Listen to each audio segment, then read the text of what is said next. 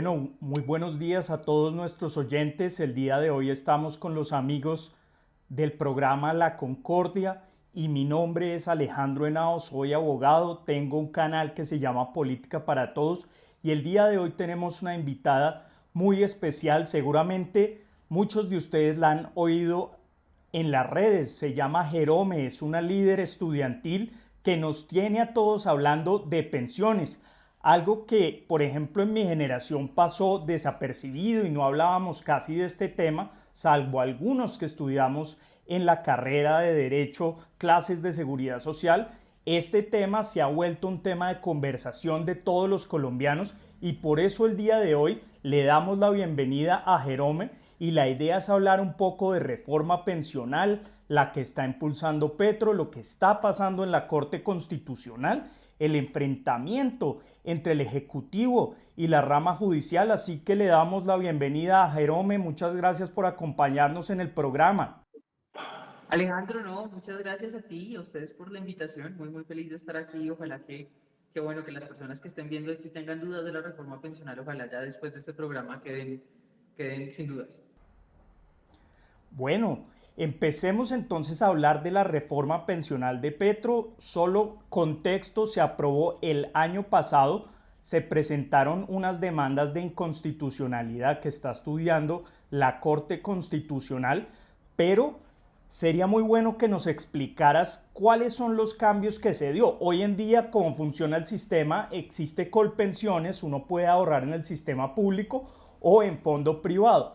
Pero ahora la nueva reforma habla de unos pilares, el pilar contributivo, semicontributivo y el solidario. Entonces sería bueno que nos contaras en qué cambió el sistema, por qué ha sido tan polémico este pilar solidario que defiende el gobierno y qué está pasando con el semicontributivo, donde al parecer las personas a veces lo que querían eran que le devolvieran sus ahorros, pero eso ya no va a pasar.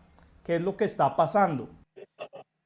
Bueno, esta reforma, tal como tú lo dices, es una reforma que habla de pilares, donde la gente dice, oiga, ¿qué es eso de pilares? Yo digo, es como grupos, segmentos en los que entran diferentes personas. Entonces, si usted está en un pilar, no está en el otro, en algunos. Entonces, por ejemplo, en el sistema actual de la Ley 100, uno tenía la libertad de elección, tal como lo decías tú, Alejandro, de escoger en dónde quería cotizar. Entonces había personas que decían, oiga, yo prefiero cotizar en un fondo de pensiones, entonces se afiliaban en un fondo de pensiones, y hay otros que decían, no, yo prefiero cotizar en Colpensiones y cotizaban en Colpensiones sin ningún problema. Tenían la libertad de elección. Ahora con la reforma pensional el gobierno Petro dice, no, usted ya no va a tener esa libertad de elección y nos van a mandar a todos obligatoriamente, forzosamente, a Colpensiones. Entonces, ¿cómo va a funcionar Colpensiones? Esto de lo que estamos hablando es el pilar contributivo, que es al que vamos a entrar todas las personas que contribuimos al sistema, es decir, los que estamos afiliados, pues mes a mes pagamos nuestra afiliación a seguridad social. Lo que sucede allí es que si usted, por ejemplo, está cotizando en protección en este momento, cuando entre a regir la reforma pensional, porque esto es importante decirlo, la reforma pensional aún no ha entrado a regir, estamos esperando lo que suceda en la Corte Constitucional, pero en caso tal de que entre a regir la reforma, usted ya no va a cotizar en protección, sino que le va a tocar empezar a cotizar de forma obligatoria en Colpensiones. ¿Pero hasta cuánto dinero?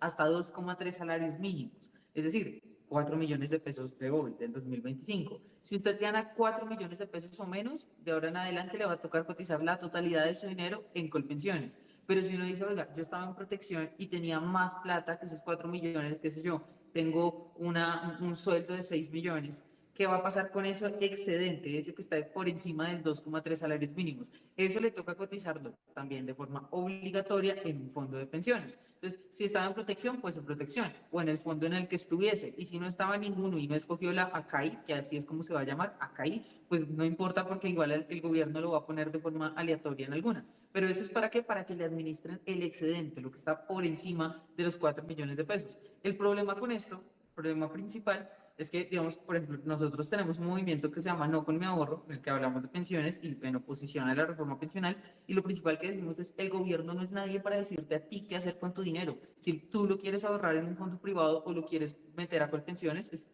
tu decisión, no debería ser una decisión del gobierno. Y bueno, ese es el pilar contributivo. Ya hablando más sobre los otros pilares, hay un pilar que es muy famoso, que el gobierno habla todo el tiempo de ese pilar, es el famosísimo pilar solidario. en el que dicen que gracias a la reforma pensional le entregarán un bono a los abuelos que nunca cotizaron o trabajaron de manera formal, les van a entregar un bono de 230.000 pesos. Uno dice, oiga, qué chévere que le vayan a entregar un bono pues a las personas, que seguramente les va a servir, etc. El problema es de dónde van a salir esos recursos.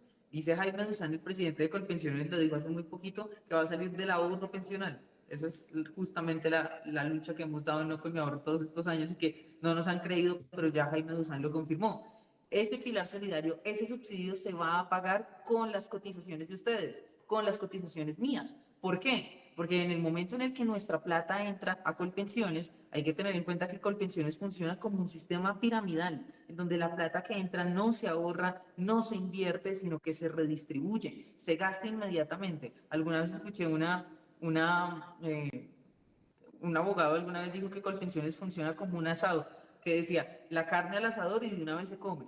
Así funciona Colpensiones, al asado lo comido. Entonces, ¿qué va a suceder ahí? Que la plata que usted empieza a cotizar en Colpensiones de forma obligatoria se va a ir para pagar, entre otras cosas, las pensiones de Colpensiones actuales y ese bono del pilar solidario, o sea, para subsidiar con su ahorro pensional.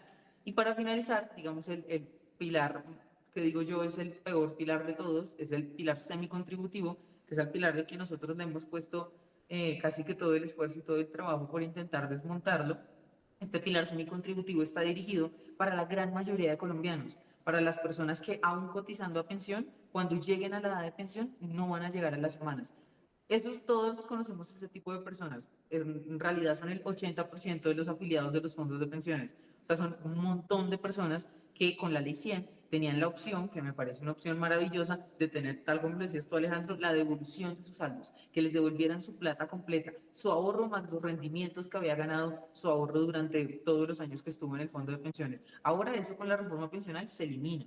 Si usted tenía la esperanza de tener su devolución de saldos, gracias a la reforma pensional de Petro ya no la va a tener. Y ahora le van a dar en cambio algo que ellos osan llamar renta vitalicia, que en realidad es una chichigua vitalicia.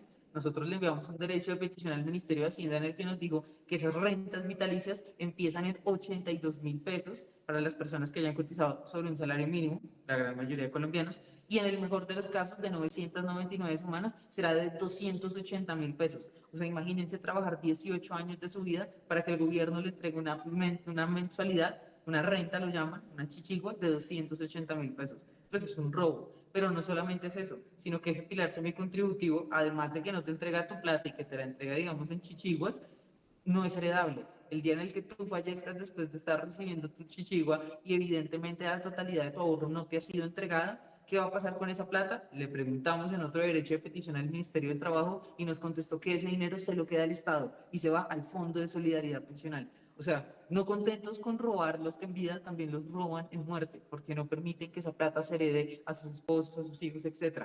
Ese es el pilar más preocupante, Alejandro, y el que yo creo que más deberíamos ponerle cuidado. Bueno, te voy a hacer varias preguntas sobre cada pilar, pero empecemos por este semicontributivo. En la discusión yo he visto que se han presentado diferentes tablas y una es la que tú mencionas, que se le pagaría entre 80.000 a 230.000 pesos el que cotizó de 300 a 1000 semanas. Pero yo he visto otras tablas donde decían que podría llegar hasta 900.000 pesos e incluso la ley menciona que en ese semicontributivo se podría pagar hasta el 80% de un salario mínimo. ¿Por qué no hay claridad? ¿Por qué no hay claridad? ¿Y tú por qué es lo que está pasando? Porque a mí creo que este tema sí requiere mucha claridad para el ciudadano, porque no es lo mismo que uno le den 80.000 pesos a que le den 500.000 o incluso 800.000. ¿Qué opinas de este tema? Bueno, hay varias cosas, ya voy a responder la pregunta, pero lo primero que debo decir aquí, y es que por más que uno le entregue 900.000 pesos es injusto, porque tú con un saldo, por ejemplo, yo cuento el caso de mi papá que tuvo 400 semanas, cotizó solo 400 semanas y le devolvieron, estaba en Colfondos cuando cumplió la edad pensional, le devolvieron 113 millones, cotizó siempre con un mínimo. Para mi papá, ¿qué hubiera sido mejor? ¿Tener los 113 millones en mano o una mensualidad? En este caso, pues de la tabla, que ya respondo su pregunta de la tabla, una mensualidad de 110.000 pesos. 113 millones o 110.000 pesos. Y digámoslo en el mejor de los casos, que es el 80%. que igual no aplica y ya les cuento por qué. Pero, ¿qué hubiera sido mejor para mi papá? ¿Los 113 millones que tuvo como saldo o 800 mil pesos al mes? Es evidente que lo mejor para el afiliado es tener la totalidad de su ahorro de inmediato, porque es que es su dinero y el Estado no debería disponer de cómo se lo va a entregar. O sea, hay gente como mi papá que, por ejemplo, pagó el primer semestre de mi universidad con eso y lo invirtió y lleva 4 años viviendo de ese dinero. Hay otras personas que tienen el sueño de, oiga, con esta plata me compro el carrito que estoy pensando, me compro el taxi, monto el negocio. Con la plata completa, con una mensualidad, por más alta que sea, igual no lo van a poder hacer. Pero en todo caso, en la ley 100, esas personas ya tenían la opción de elegir si querían la mensualidad por medio de los BEPS, beneficios económicos periódicos, o la totalidad de su devolución de saldos. Elegir, eso es lo más importante, que sea el afiliado el que pueda elegir. Y ahora sí, respondiendo a la pregunta de las tablas, pues Alejandro, justamente nosotros, esta ha sido la lucha de los 3 años que llevamos luchando, no con mi ahorro, el tema de esa tabla, porque para hacer un recuento histórico de todo lo que pasó. Cuando presentaron el proyecto en segundo debate en la Cámara de Representantes, en el Senado, mentiras, cuando lo presentaron en segundo debate, pusieron un texto larguísimo en el que incluían, entre otras cosas, una tablita, que es una tabla de cálculos hechos por la Universidad Nacional, pero la incluía el proyecto del gobierno, que decía que las rentas empezaban en 72.000 y en el mejor de los casos eran de 230.000. Pues como eso estaba en la exposición de motivos del proyecto del gobierno, nosotros la empezamos a utilizar. Entonces, inmediatamente cuando se dieron cuenta de eso, empezaron a decir que era falso. La tabla nunca la creamos nosotros, era una tabla de la Universidad Nacional. Dijimos, listo, entonces muéstrenos cuál es la tabla. Luego pasó el tiempo y mientras yo escribía un derecho de petición, le escribía un derecho de petición al Ministerio de Hacienda, que evidentemente no contestó y me tocó tutelarlos para que me lo contestaran.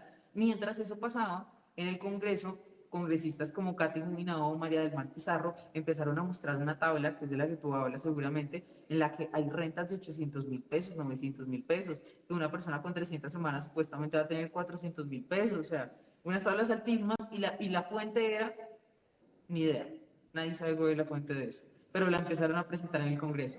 Y luego a nosotros nos responde el derecho de petición del Ministerio de Hacienda. Tengo esa respuesta en mis redes sociales, la he subido 900.000 Sí, veces porque necesito hemos que la visto gente la la vea. tabla, hemos visto la tabla. Total, necesito que la gente la vea para que vea que es que yo no me inventé la tabla ni mis compañeros, sino que fue una respuesta a un derecho de petición. ¿Y cuál es el caso que nosotros le preguntamos? O sea, obviamente hay que hacer un supuesto fáctico en el que nosotros le dijimos al Ministerio de Hacienda, quiero que me haga una tabla de renta vitalicia para una persona que durante toda su vida laboral haya cotizado un salario mínimo.